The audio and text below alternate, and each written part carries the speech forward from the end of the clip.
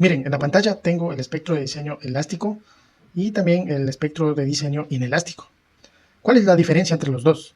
La diferencia radica en los factores que vamos a utilizar y que dependen del tipo de suelo donde vamos a ubicar la estructura. Siempre hablamos de sismo resistencia. Para esto, miren, es importantísimo el estudio de suelos. ¿Por qué? Porque los factores con los que nosotros vamos a calcular.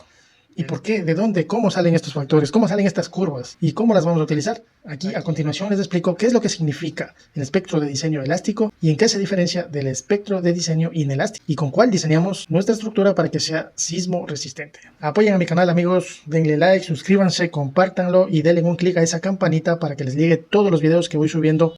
Para que no sea un tema cansón o no sea un tema que no lo vamos a poder entender, lo vamos a hacer muy sencillo, ¿sí? Voy a explicarles los niveles de amenaza sísmica que tiene una estructura, un edificio, una vivienda, una edificación, y vamos a ir entendiendo por qué, de dónde sale el tema del periodo de retorno. Entonces, ¿qué es lo que nos indica? En realidad nos indica eso, nos indica de que debemos tener cuidado de que algo que ya pasó va a retornar, va a volver a suceder. Y en este caso lo que nos indica es los niveles de amenaza sísmica que vamos a tener en una proyección futura. Las normas nos indican que tenemos 4 niveles de sismo. El primero, un sismo frecuente menor. El segundo, un sismo ocasional, en este caso es moderado. El tercero es un sismo raro, pero severo. Y el cuarto es un sismo muy raro, pero es extremo. Al decir menor, moderado, severo o extremo, quiere decir que el sismo tiene una mayor magnitud, ¿sí? En este caso, el sismo muy raro o extremo sería el más fuerte que esperaríamos tener con un periodo de retorno de 2500 años. Normalmente nosotros diseñamos para un periodo de retorno de 475 años. ¿Qué quiere decir eso? Eso es lo que vamos a entender ahora, porque de eso parte el espectro de diseño elástico y del que vamos a desprender también el espectro de diseño inelástico. Miren, aquí tengo un concepto bastante sencillo que lo vamos a entender todos. El periodo de retorno, que en este caso lo representamos como T mayúscula, es una representación usada comúnmente para presentar un estimativo de probabilidad de ocurrencia de un evento determinado en un periodo determinado. ¿Qué quiere decir? Que lo que pasó va a volver a pasar. En el transcurso de 475 años vamos a tener una probabilidad de ocurrencia. Entonces, ¿cómo determinamos eso? Vamos a dividir en porcentaje para el número de años que estamos tomándolo como valor para nuestro diseño, que en este caso sería 475 años como periodo de retorno. Entonces, miren, tengo 1 dividido para 475, me da 0.0021. Esto en porcentaje expresado nos da 0.21%.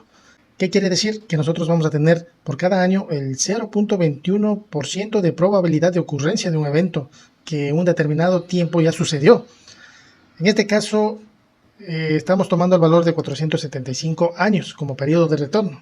Si fuera el caso que tomamos 2500 años como periodo de retorno, entonces tendríamos 0.04% anual de probabilidad de ocurrencia de este evento.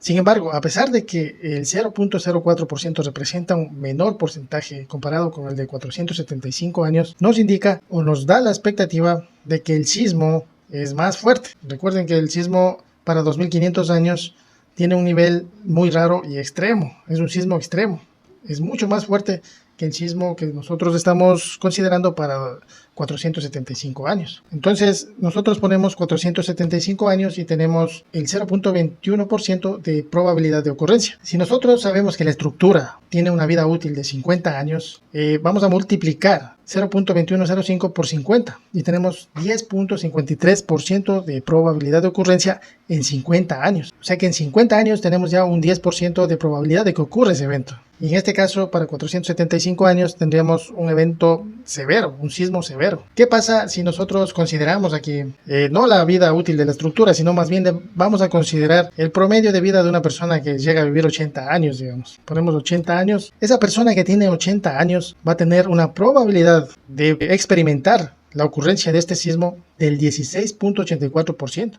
Ahora tomemos no un periodo de retorno de 475 años, tomemos un periodo de retorno para un sismo menor, que es de 72 años. Vamos a poner aquí 72 y vamos a tener una probabilidad de ocurrencia del 1.39%. Ahora, ¿qué pasa? Para los 80 años que vive una persona, vamos a tener el 111.11% de probabilidad de ocurrencia. ¿Por qué? Porque si el periodo de retorno es 72 es menor a la vida de la persona, que en este caso le estábamos poniendo 80 años, no es la vida útil de la estructura, en este caso es un ejemplo, ¿no? Ahora vamos a poner la vida útil de la estructura, ¿sí? 50 años. Vamos a tener la probabilidad de que ese sismo menor se lo sienta de un 69.44%. Es decir, para un sismo menor tenemos una gran probabilidad de que exista este sismo. O sea, tengan en cuenta de que nosotros las estructuras las vamos a tener sometidas a sismos, que pueden ser sismos menores, moderados, severos y extremos. Pero si nosotros estamos considerando el diseño para un sismo severo, nosotros estamos cubriendo, estamos garantizando de que los sismos que van a tener más probabilidad de que ocurran, los vamos a resistir. Y por eso necesitamos nosotros obtener el espectro de respuesta elástico. ¿Y a qué corresponde este diagrama? Corresponde a mapas de zonificación sísmica con sismos muy intensos con los cuales se elaboran los espectros de respuesta elásticos tomando en cuenta el tipo de suelo, tipo de estructura y nivel de importancia de la estructura. Tengan en cuenta estos tres parámetros. Para nosotros poder realizar o diseñar una estructura sismo resistente, debemos considerar la interacción que hay entre el suelo y la estructura. Por eso es importantísimo no obviar el tipo de suelo. Y que inclusive lo que me sorprende es que en muchos cantones no se toma en cuenta el estudio de suelos en estructuras menores a 3 pisos. Entonces, ¿cómo garantizamos nosotros una estructura que sea sismo resistente? Si nosotros necesitamos obligadamente considerar la interacción que hay entre el suelo y la estructura. Pero ¿qué pasa si nosotros utilizamos el espectro de respuesta elástico para el diseño de nuestras estructuras? El costo va a ser muy alto por los grandes elementos estructurales que vamos a tener que generar para resistir ese evento. Por eso utilizamos el espectro de respuesta inelástico para el diseño. Lo que hacemos es utilizar un factor R, que no es más que un factor de reducción de respuesta sísmica, que lo que hace es disminuir las magnitudes de la aceleración en nuestro espectro. Miren, aquí tenemos el factor R que lo vamos a aplicar. Cuando nosotros aplicamos el factor R, miren, nos estamos alejando de la curva del espectro de respuesta elástico. Estamos generando un espectro de respuesta inelástico. Y es esta curva la que nos va a generar la aceleración con la que nosotros vamos a diseñar nuestra estructura. Así que a continuación vamos a ver un ejemplo y vamos a graficar un espectro de respuesta elástico y un espectro de respuesta inelástico. Y para eso vamos a utilizar los valores que nos reportó el estudio de suelos. ¿Qué conocemos de la estructura donde vamos a diseñar? Tenemos claro el sitio donde va a ubicarse la estructura y también tenemos el estudio de suelos. El estudio de suelos me dice que es un perfil de suelo tipo D. Con el perfil de suelo tipo D vamos a la norma y extraemos todos los factores que dependen del tipo de suelo. Y en el caso de la estructura vamos a determinar las irregularidades que tiene el edificio. Recuerden que estamos tomando en cuenta la interacción entre el suelo y la estructura. Miren, aquí tengo todos los datos del suelo y aquí tengo todos los datos de la estructura. Entonces, como recomendación, miren, yo tengo para el caso de Ecuador, tengo un resumen de dónde encontrar en la norma todos los factores que necesitamos. Tengo TC, TL, T sub 0, F sub A, F sub D, que son datos que necesitamos para realizar la curva. Acá tenemos también el cortante basal, factores de importancia y todos los valores que necesitamos para generar nuestro espectro de diseño. Miren amigos, tenemos que hacernos amigos de esta curva del espectro de diseño. Tenemos que conocerla muy bien para que se nos haga sencillo graficarla. Y es muy sencillo en realidad. Tenemos dos fórmulas que nos establecen la aceleración en los sitios donde esta es constante y donde tiene ya una disminución de los valores. Tenemos dos fórmulas. La una nos dice que SA es igual a NZFA. Esta fórmula la vamos a utilizar hasta este límite, hasta el valor de T sub C, que es el periodo, y tenemos establecida ya una fórmula para calcularlo. Y nos dice que T sub C es igual a 0.55 por Fs por Fd sobre Fa. Fs por Fd sobre Fa ya lo tenemos establecido, tenemos extraído de los valores que nos indica la norma, en este caso la NEC 15. También tenemos el valor de T sub 0, que nos indica desde dónde empieza en el caso de que utilicemos esta fórmula, que es solo para modos de vibración distintos al fundamental. Nosotros no vamos a utilizar esta fórmula, solo necesitamos conocer el valor que tiene constante aquí la aceleración, que en este caso sería SA es igual a NZFA hasta T sub C. No sé si me hice entender, pero bueno, creo que está claro.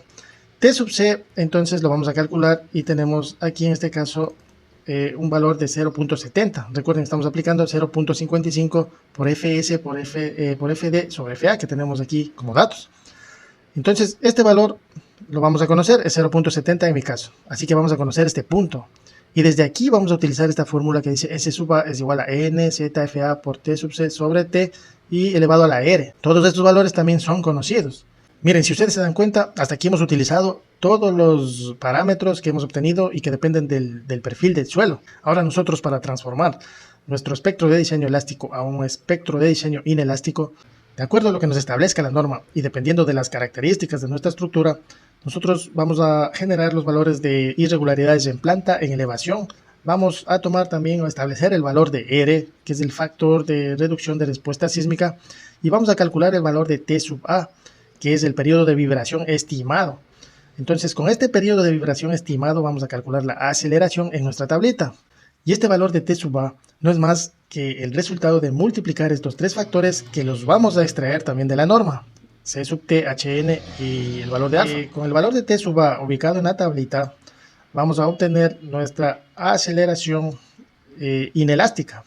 En el siguiente video les voy a indicar de la norma cómo extraemos cada uno de estos valores y cómo lo vamos a ubicar en el programa SAP 2000 o el ETAPS, que básicamente el ingreso es similar, para que ustedes sepan en qué sección del programa vamos a ingresar y le vamos a dar la aceleración a la estructura para nosotros poder diseñar esta estructura y poder garantizar que es sismo resistente.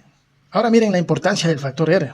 Si yo coloco aquí R igual a 5, por ejemplo, miren la curva cómo se me acerca, se me va subiendo hacia mi espectro de diseño elástico.